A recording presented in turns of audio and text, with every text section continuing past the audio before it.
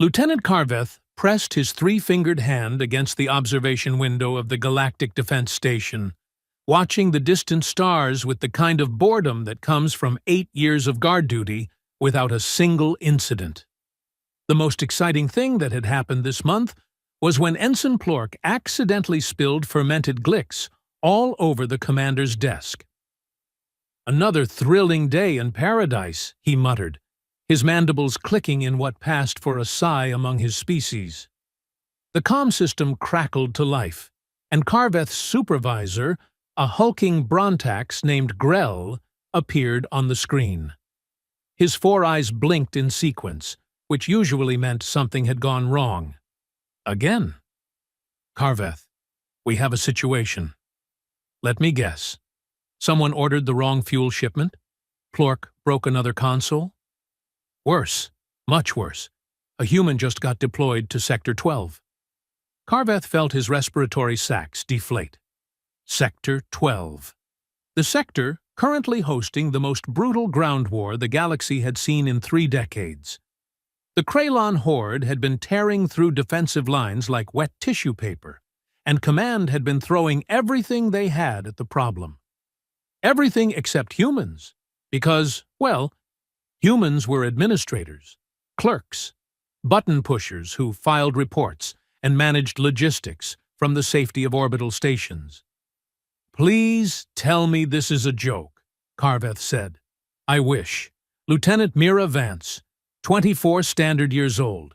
Previous assignment? Records management on Station 47. Records management." Carveth repeated the words slowly, as if saying them again might make them make sense. How does someone go from filing reports to a combat zone? Grell's mandibles twitched in what might have been amusement or horror. Possibly both. Apparently, there was a mix-up in the deployment system. She was supposed to be transferred to the Archives Division. Instead, someone with the cognitive capacity of a Glorback's mushroom hit the wrong button, and she got flagged for immediate combat deployment. And nobody caught this? The order came through during 3rd shift. You know how it is. Half the staff was probably asleep at their stations. By the time anyone noticed, she was already on a transport headed for the surface. Carveth closed all 4 of his eyes and tried to imagine what the Galactic Council was going to say when they found out a human, a species known primarily for their ability to create spreadsheets and organize supply chains, had been dropped into the middle of an active war zone. It was going to be a diplomatic nightmare wrapped in a bureaucratic disaster, with a side of complete embarrassment. So, what are we doing about it? Command is working on extraction protocols now, but it's complicated. The Kralon just launched a major offensive. Every available transport is either engaged in combat operations or evacuating wounded. Earliest we can pull her out is 72 hours. 72 hours? Carveth's voice rose an octave. The average life expectancy down there is measured in minutes. "I am aware," Grell said dryly, "which is why I am informing you that you have been assigned to monitor her suit telemetry. If, and this is a very optimistic if, she somehow manages to survive, we need documentation of everything that happens. Command wants a full report." "You want me to watch a human die in real time and take notes?" "I want you to do your job, Lieutenant." The screen went dark, and Carveth slumped in his chair. This was exactly the kind of disaster that derailed careers. Someone was going to take the fall for this monumental screw-up, and he had a sinking feeling it would not be the idiot who hit the wrong button. He pulled up Lieutenant Mira Vance's file, curious to see what kind of human had just been handed what amounted to a death sentence. The image that appeared on his screen showed a young woman with dark hair pulled back in a regulation bun. Brown eyes staring at the camera with the kind of neutral expression that came from years of dealing with military photographers. Her service record was exactly as boring as expected. Exemplary performance in administrative duties. Commendation for reorganizing the station's supply database. Advanced certification in quantum filing systems. Nothing, absolutely nothing, that suggested she had any business being anywhere near a battlefield. Carveth activated the telemetry feed and immediately regretted it. The first thing he heard was screaming. Not Mira's screaming, thank the cosmos, but the screams of dozens of soldiers calling for support, reporting positions, and generally trying not to die. The audio feed was chaos incarnate, a symphony of weapons fire, explosions, and panicked voices in at least 6 different languages. Mira's video feed showed a first-person view from her helmet cam. She was crouched behind a chunk of broken concrete that had probably been part of a building before the Krylon turned it into rubble. Plasma bolts zipped overhead, close enough that Carveth could see the distortion in the air as they passed. "Okay," Mira's voice came through the feed, surprisingly steady considering the circumstances. "Okay, this is fine. This is totally fine. I just need to figure out what the absolute hell is happening." A Krylon warrior, all 8 feet of chitinous armor and rage, charged around the corner. Mira raised her weapon, a standard-issue plasma rifle, and Carveth waited for the inevitable. Humans were not fighters. They were soft, fragile things that belonged behind desks, not on battlefields facing down creatures that had evolved for war. She pulled the trigger. Nothing happened. "Oh, you have got to be kidding me!" Mira shouted, looking down at the rifle. "Safety! Right! Because of course there is a safety." The Krylon was 3 meters away and closing fast. Mira flipped the safety off and fired. The plasma bolt caught the warrior's center mass, and it went down hard, armor smoking. She stared at the corpse for exactly 2 seconds before another voice crackled through her comm. "Unknown unit. This is Sergeant Vex of the 9th Legion. Identify yourself." "Lieutenant Mira Vance, formerly of Records Management?" She said it like a question, which Carveth supposed it was. She sounded as confused about her presence as everyone else. There was a long pause on the other end of the comm. "Did you just say Records Management?" "Look, there has clearly been some kind of mistake. I am supposed to be going to the Archives Division. I do not know why I am here, but I would really, really like to not be here anymore." "Welcome to the club, Lieutenant. We would all like to not be here. Now get your head down and move to Rally Point Gamma. That is 30 meters northeast of your current position. Can you manage that?" Mira glanced around, spotted a building with slightly fewer holes in it than the others, and nodded. "I think so."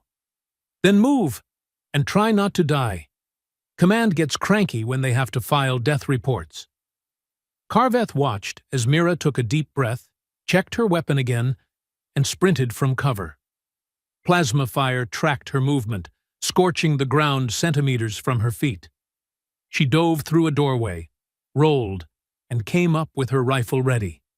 She had made it. Somehow, against all reasonable odds, she had made it. "This is insane," Carveth muttered to himself.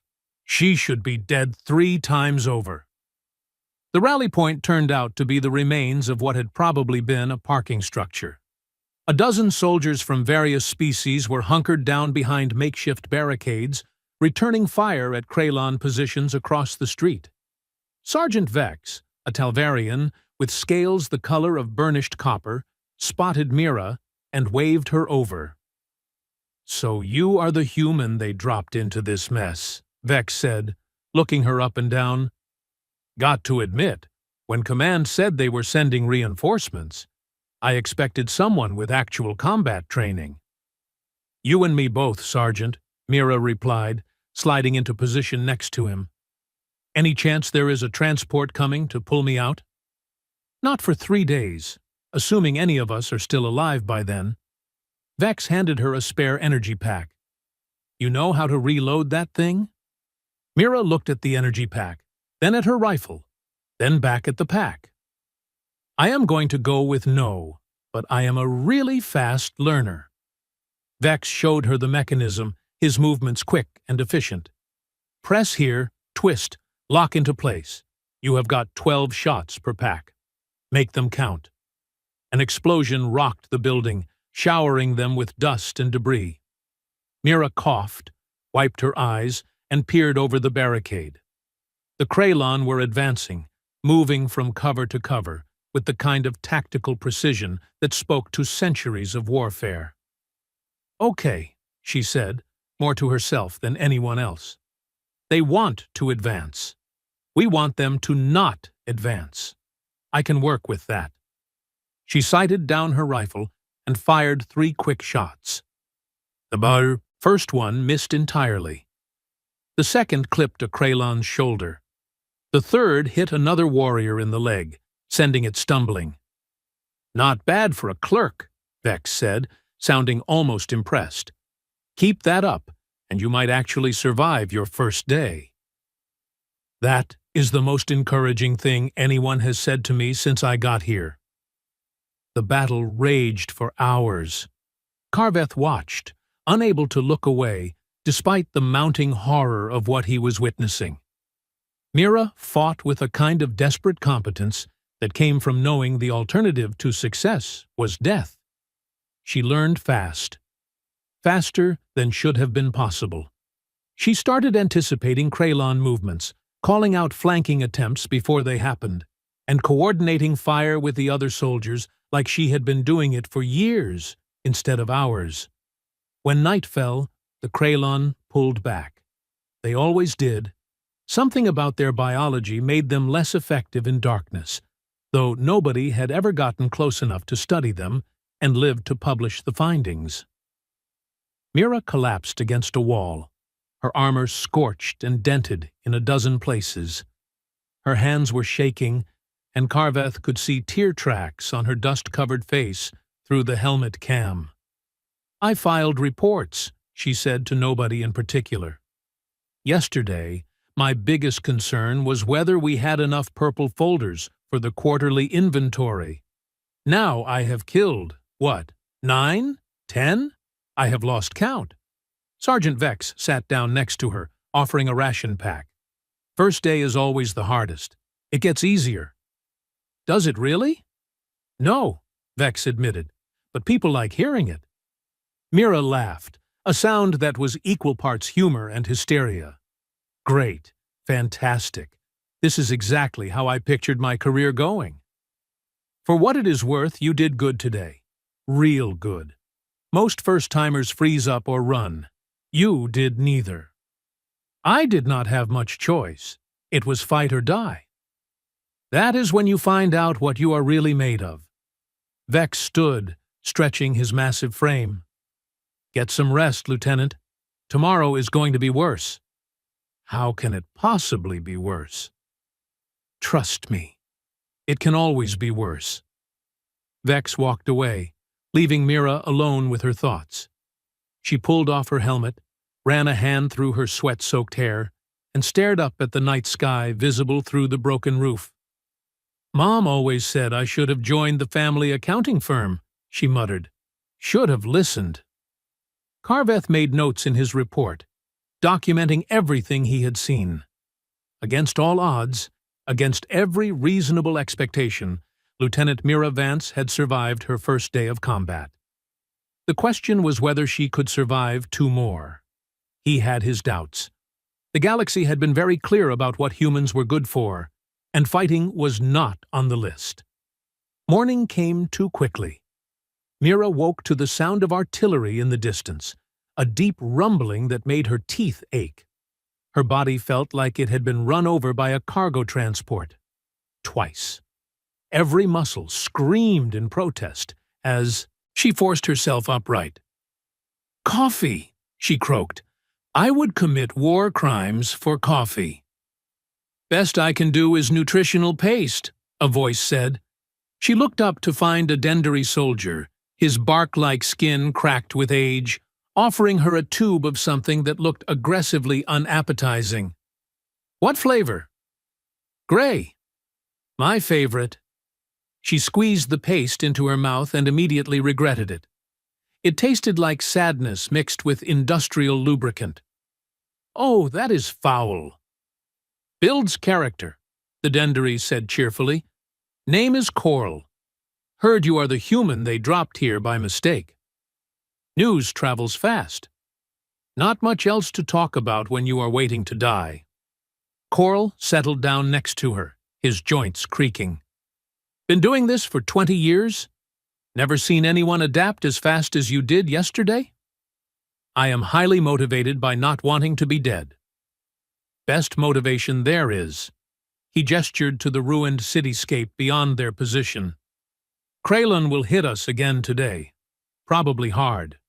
They do not like it when we hold positions they want. And we are holding this position because? Strategic value. This district controls access to the main supply routes. We lose this. We lose the whole sector." Mira absorbed this information, her mind already working through the implications. Supply routes meant logistics. Logistics meant choke points, resource allocation, transit times. She had spent years optimizing those very things, just in a considerably less explosive context. "How many supply convoys come through here?" Coral blinked, surprised by the question. 3, maybe 4 a day." "Why? And how many does the enemy know about?" "Probably all of them. They have scouts everywhere." An idea began forming in Mira's mind. A terrible, dangerous, probably stupid idea. But it was an idea, and right now, ideas were in short supply. "What if we could make them think there were more?" Coral's wooden features creased in confusion. "How?" "We fake it. Create dummy convoys. Make them split their forces trying to hit multiple targets." She stood up, ignoring her protesting muscles. "I need to talk to Sergeant Vex." She found the sergeant coordinating defensive positions on the east barricade. He listened to her plan with growing interest, his scaled head tilting as she explained the details. "That could actually work," he said slowly. "If we time it right, we could draw off at least a third of their assault force. I spent 2 years coordinating supply chains. I know how to make logistics look convincing. The problem is execution. We would need people to drive the decoys. That means exposing them to enemy fire." "I will do it." Vex stared at her. "You have been here for 1 day. Which is 1 day longer than I should have been. Might as well make it count."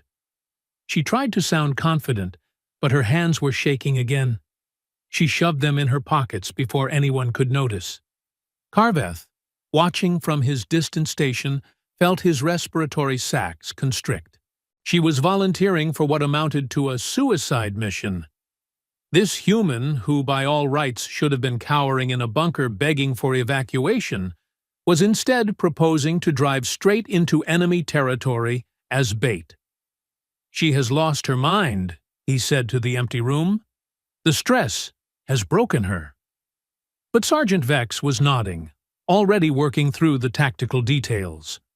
Within an hour, they had assembled 3 vehicles, loaded them with empty containers to simulate cargo, and mapped out routes that would maximize visibility to Kralon scouts. Mira climbed into the lead vehicle, checking the controls with hands that refused to stop trembling. This was insane. This was beyond insane. This was the kind of stupid that got mentioned in obituaries. "All units, this is Vance," she said into the comm, proud that her voice only shook a little. "Initiating decoy run in 30 seconds. Try not to let me die out there." "We will do our best," Vex replied. "But no promises." That is the spirit. She gunned the engine and roared out of the compound, the 2 other vehicles falling in behind her. The Kralon response was immediate. Plasma fire erupted from a dozen positions, tracking the convoy as it raced down the ruined street. "Contact left!" one of the other drivers shouted. "Multiple hostiles!" Mira yanked the steering mechanism hard, the vehicle sliding sideways as a plasma bolt scorched the air where she had been a second before. Her heart hammered against her ribs so hard she thought it might break through. "Keep moving!" she yelled. "They are taking the bait." And they were. Carveth watched the tactical displays as Kralon units diverted from their assault positions, pursuing the convoys. It was working. Against all logic, against all reason, it was actually working. The main Kralon force hit the compound 15 minutes later, but their numbers were reduced by nearly 40%. The defenders held. Barely, but they held. Mira skidded back into the compound 3 hours later, her vehicle looking like it had been through a trash compactor. She was bleeding from a cut on her forehead. Her armor was cracked in 2 places, and she was grinning like a maniac. "Did it work?" she asked, stumbling out of the vehicle. "It worked," Vex confirmed. "Casualties were half of what we projected. You just saved a lot of lives, Lieutenant." "Great. Wonderful. I would like to vomit now." She made it exactly 4 steps before doing precisely that. Carveth sat back in his chair, staring at the screens in disbelief. 2 days. She had survived 2 days, and not just survived. She had actively contributed to the defense. She had adapted, innovated, and succeeded in ways that defied everything the galaxy thought it knew about humans. He pulled up her service record again, looking at that boring list of administrative achievements, and realized everyone had made the same mistake. They had seen a human and assumed soft, assumed weak, assumed unprepared. They had forgotten that humanity had not reached the stars by filing reports. They had clawed their way up from a violent, hostile planet where everything wanted to kill them. They had survived ice ages and predators and their own worst impulses. That survival instinct did not just disappear because they had spent a few generations in climate-controlled offices. Mira Vance was proving that in the most dramatic way possible. The 3rd day dawned with artillery fire. Lots of artillery fire. The Kralon had apparently decided that subtlety was overrated and were simply trying to level the entire district.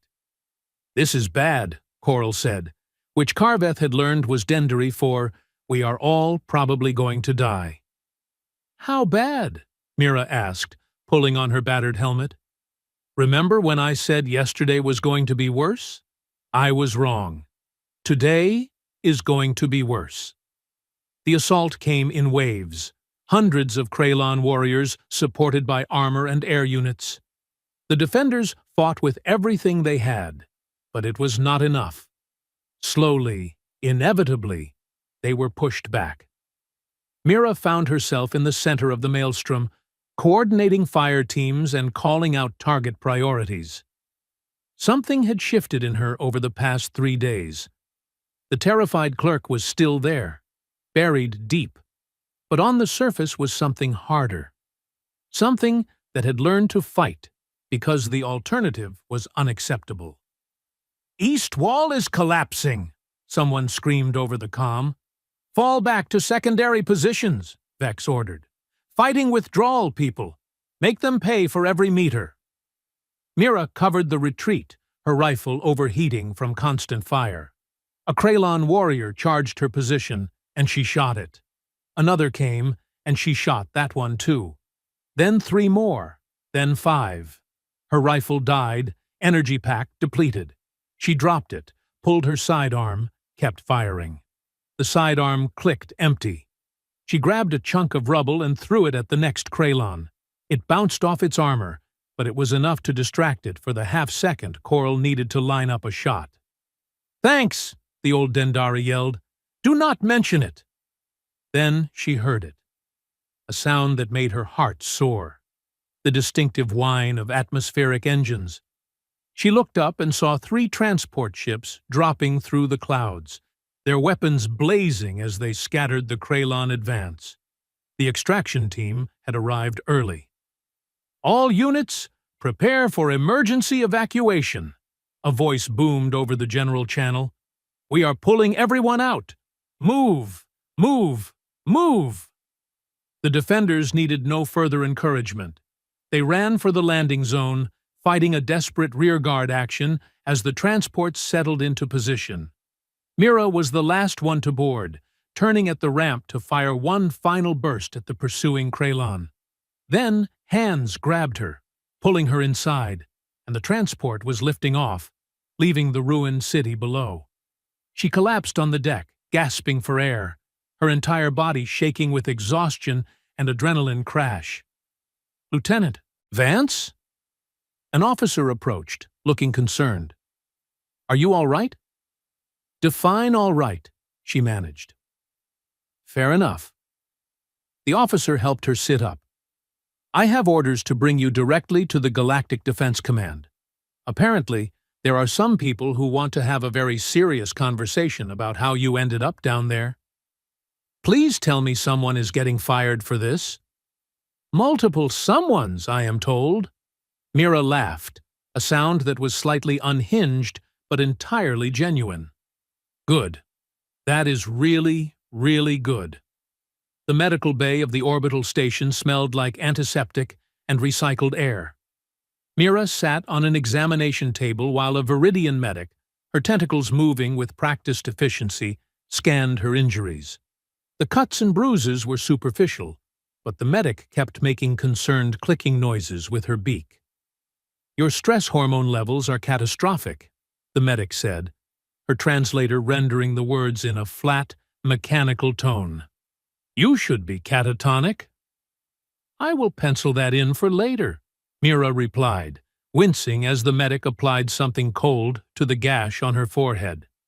"Right now, I am running on spite and whatever was in that gray nutritional paste. That explains the elevated toxin readings." The medic sealed the wound with a dermal regenerator. "You are cleared for duty, though I strongly recommend psychological evaluation." "Add it to the list." 20 minutes later, Mira found herself standing outside the office of Admiral Thoros, the Galactic Defense Command's regional coordinator. She still wore her battered combat armor. Her hair was a disaster, and she was pretty sure she smelled like a chemical fire. Not exactly parade ground material. The door slid open before she could knock. "Lieutenant Vance, get in here," a gravelly voice commanded. Admiral Thoros was a Kragnor, which meant he looked like someone had crossbred a rhinoceros with a tank and given it anger management issues. His office was sparse, decorated only with tactical maps, and what Mira assumed were either commendations or very aggressive threats. With Kragnor culture, it was hard to tell. "Sir," Mira said, snapping to attention despite her exhaustion. "Sit down before you fall down, Lieutenant." Thoros gestured to a chair that had clearly been designed for someone with a different skeletal structure. "We have got a situation." "Another one? Because I am pretty much at capacity for situations right now." The Admiral's tusks twitched in what might have been amusement. "Fair assessment. Let me be direct. Your deployment to Sector 12 was a catastrophic administrative failure. Heads are already rolling. The logistics officer responsible has been reassigned to counting supply crates on the edge of the galaxy for the rest of his natural life." "Good. However," Thoros continued, pulling up a holographic display, "your performance during those 72 hours has created a different kind of problem. Every commander in the sector is now requesting human personnel for combat operations. They think you are some kind of secret weapon we have been holding back." Mira stared at him. "That is the most ridiculous thing I have ever heard. I am a clerk who got lucky and did not die." Sergeant Vex's report disagrees. He cited your tactical innovations, rapid adaptation to combat conditions, and what he called, and I quote, terrifying competence under pressure. Thoros leaned back in his chair, which groaned under his weight. The convoy deception alone saved an estimated 200 lives.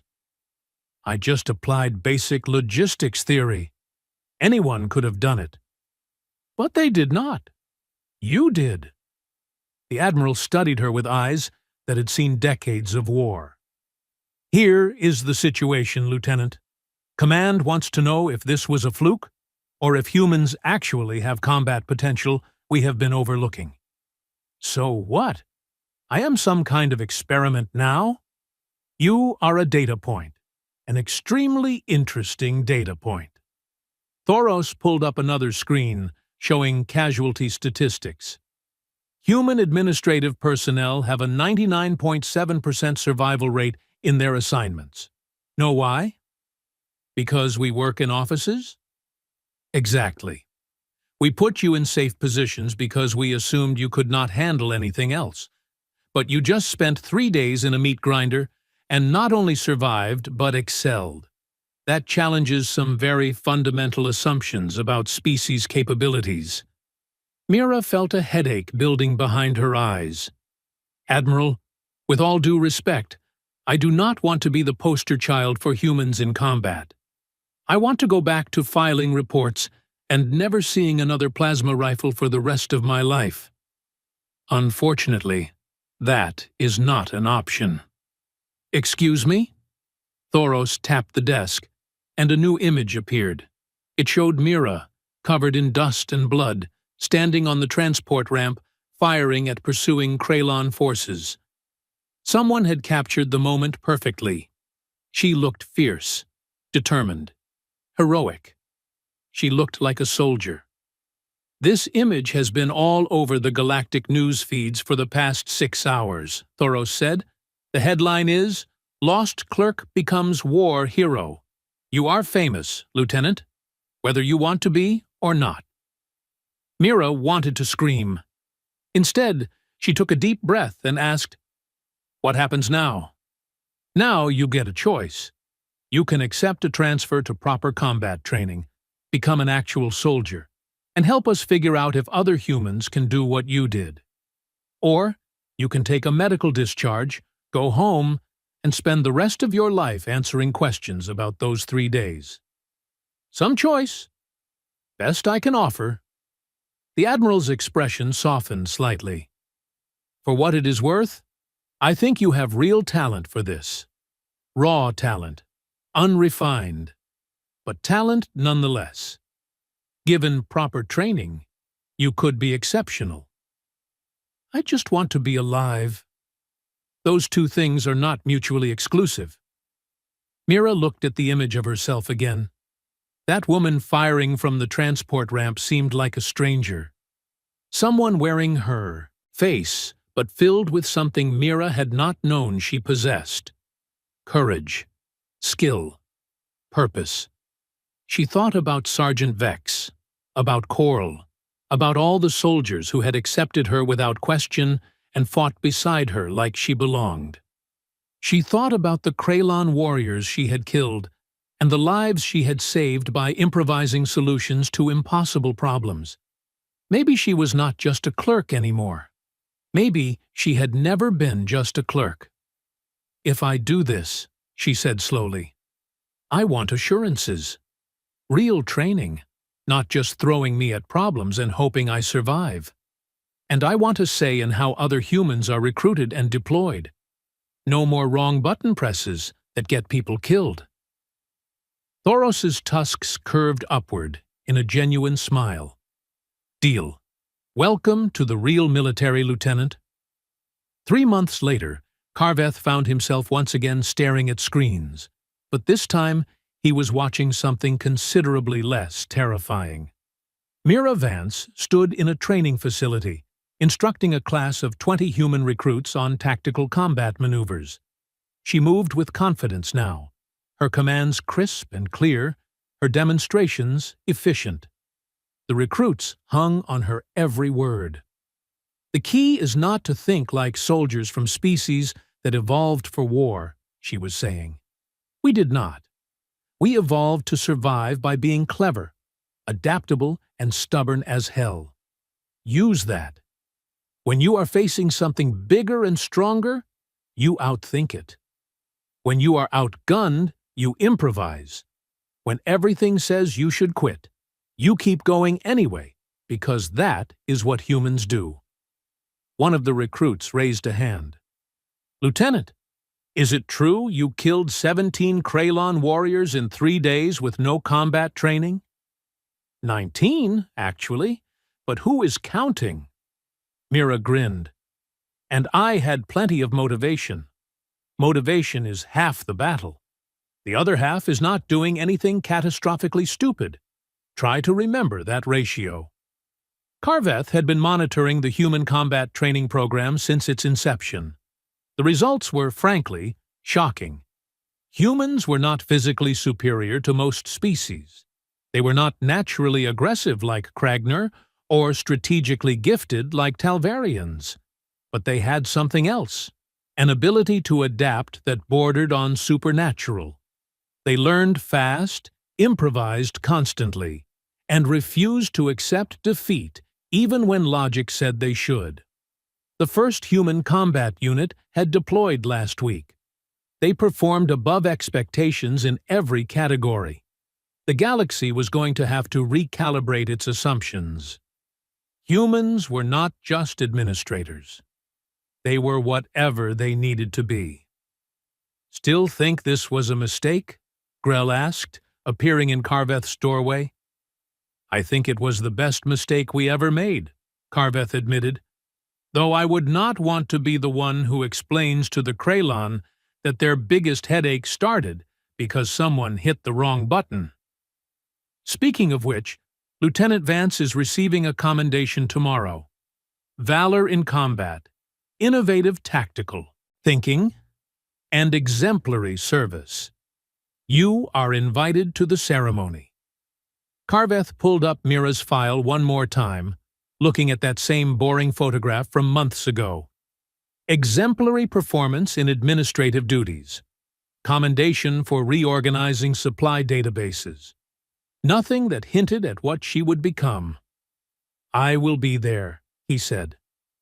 The ceremony took place in the main hall of the Galactic Defense Station, packed with officers from 24 species. Mira stood at attention while Admiral Thoros pinned the Medal of Distinguished Service to her uniform. She looked uncomfortable with the attention, but she held her composure. Lieutenant Vance, Thoros said, his voice carrying across the hall, your actions on the surface of Epsilon 7 demonstrated courage, innovation, and dedication to duty under the most extreme circumstances. You have set a new standard for human service personnel and opened doors we did not know existed. The galaxy is safer because you refused to quit when quitting would have been reasonable. Thank you. The hall erupted in applause. Mira saluted, her face carefully neutral, but Carveth could see the emotion in her eyes. After the ceremony, Carveth approached her in the reception area. She was surrounded by well-wishers, but she spotted him and excused herself. Lieutenant Carveth, she said, extending her hand in the human gesture of greeting, I understand you were watching my telemetry during those 3 days. I was. He clasped her hand awkwardly, still not entirely comfortable with the custom. I thought I was going to watch you die. Instead, I watched you rewrite the book on human capabilities. It was terrifying and inspiring in equal measure. I was just trying not to get killed. That is what everyone says. But there is trying not to die, and then there is what you did. Carveth tilted his head, studying her. Do you regret it? Being thrown into combat? Mira was quiet for a long moment. I regret that people died. I regret that the war is still happening. But regret the experience itself? No. I learned things about myself I never would have discovered filing reports. I found out I am capable of more than I thought possible. That has value, even if it came at a terrible price. Especially then. She looked around the reception hall, at the mix of species celebrating and networking. The galaxy spent centuries putting humans in boxes labeled safe and boring. Someone had to break out eventually. I am just glad I survived the experience. So, what is next for you? More training, more teaching. Command wants me to help develop doctrine for human combat units. Turns out a lot of what I did instinctively can be systematized and taught. She smiled, and it was the first genuinely relaxed expression Carveth had seen from her. Also, I have been promoted. Captain Vance has a nice ring to it. Congratulations, Captain. Thank you. And Carveth, thanks for watching over me. I read the report you filed. You advocated for immediate extraction 3 separate times. That meant something. I did not think you had a chance. Neither did I. She glanced at the medal on her chest. Funny how things work out. 6 months after that, the first all-human combat battalion deployed to active duty. They were called the Wrong Button Battalion, a name they adopted with pride and dark humor. Their insignia showed a finger hovering over a button with the motto, "Best mistakes make heroes." Mira served as their executive officer, applying everything she had learned to keep them alive and effective. The battalion earned a reputation for unconventional tactics and refusing to accept impossible as an answer. They were not the strongest or the fastest, but they were clever and relentless. And that combination won battles. The Kralon learned to hate them specifically. 2 years after the wrong button press that changed everything, the war ended. The Kralon sued for peace after a human-led operation captured 3 of their major supply depots using tactics so bizarre that the enemy command structure assumed they were facing a much larger force. They were not. They were facing 30 humans who had learned from Mira Vance that rules were suggestions, and impossible was just a difficulty setting. Carveth attended the peace signing as part of the Galactic Defense delegation. He watched as representatives from dozens of species celebrated the end of a war that had cost millions of lives. And he watched as Captain Mira Vance, the woman who had accidentally started a revolution, stood quietly in the corner, looking uncomfortable with all the attention. "Strange, is it not?" Grell said, joining him at the observation window. "All of this because someone hit the wrong button." "Not just that," Carveth replied. "All of this because one person refused to give up when everyone expected her to fail. The button was just the beginning." True. Though I wonder what would have happened if we had sent someone else. Would they have adapted like she did? We will never know. But I suspect more humans are capable than we realized. Vance just proved it first. Down on the ceremony floor, a reporter approached Mira, asking for a quote about how it felt to be the human who changed galactic military doctrine. "Honestly?" Mira said, and Carveth could hear the wry amusement in her voice even from this distance. "I still think about filing reports sometimes. They were a lot less likely to shoot at me. But I suppose this is fine too. At least now when someone asks what I do, the answer is more interesting than organizing supply databases. Do you have any advice for other humans considering military service?" Mira thought for a moment. "Yeah. Learn where the safety is on your rifle before you need it. And remember that surviving is just the first step. Figuring out how to live with what you had to do to survive, that is the real challenge." The reporter scribbled notes frantically. "And what about the medal? What does it mean to you?" "It means I got lucky and had good people watching my back." It means someone made a mistake that could have killed me, but instead taught me who I really am. And it means that sometimes the wrong path leads to the right destination, even if the journey nearly kills you. She excused herself and walked out to the observation deck, standing alone for a moment and staring at the stars. Carveth watched her, this human who had accidentally become a hero, and realized that the galaxy had learned an important lesson. Never underestimate someone just because they filed reports. You never know what they are capable of until you give them a reason to find out.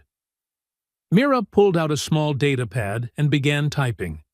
Old habits died hard, apparently. Carveth zoomed in the surveillance feed out of curiosity and saw she was writing a report. Of course she was. Some things never changed. The title read, After Action Analysis, Human Combat Performance, Recommendations for Future Deployment. Even as a war hero, she was still organizing information and optimizing systems. She had just expanded her scope from supply chains to military doctrine. Carveth laughed, a sound his species rarely made. The galaxy had accidentally created the perfect soldier by sending a logistics expert to war. Someone who understood systems, adapted to chaos, and refused to quit even when every odd was against them. And it all started because someone pressed the wrong button. Somewhere in the administrative offices of Galactic Defense Command, that button still existed. Carveth had checked. They had installed 7 redundant safety protocols around it and posted warnings in 15 languages. But he suspected that someday, somehow, someone would press it again. And when they did, another unsuspecting human would be thrown into chaos. And based on what he had seen from Mira Vance and the Wrong Button Battalion, that human would probably do just fine. The galaxy had learned its lesson. Humans were not just clerks and administrators. They were survivors who happened to be really good at filing reports. And when you gave survivors a reason to fight, they became something extraordinary. Mira finished her report, saved it, and looked up at the stars one more time. Then she smiled, turned around, and walked back into the ceremony. She had work to do, doctrines to write, soldiers to train, a reputation to maintain. And somewhere, in a quiet office on a distant station, there was probably a supply database that desperately needed reorganizing. But that could wait. She had a speech to give, hands to shake, and a future to build. The galaxy had accidentally discovered what humans could do when pushed beyond their comfort zones. Now it was her job to make sure that discovery meant something, to ensure that no more humans got thrown into war zones by accident, and that those who chose to serve were prepared for what they would face. It was a big job, an important job, the kind of job that would have terrified the version of herself who had climbed into that transport 3 years ago expecting a quiet assignment to the Archives Division. But that version of her was gone, replaced by someone who had learned to fight, to lead, and to survive against impossible odds. Captain Mira Vance, war hero, tactical innovator, and still, at heart, someone who really appreciated a well-organized filing system. The galaxy would never look at humans the same way again. And it all started with one wrong button press.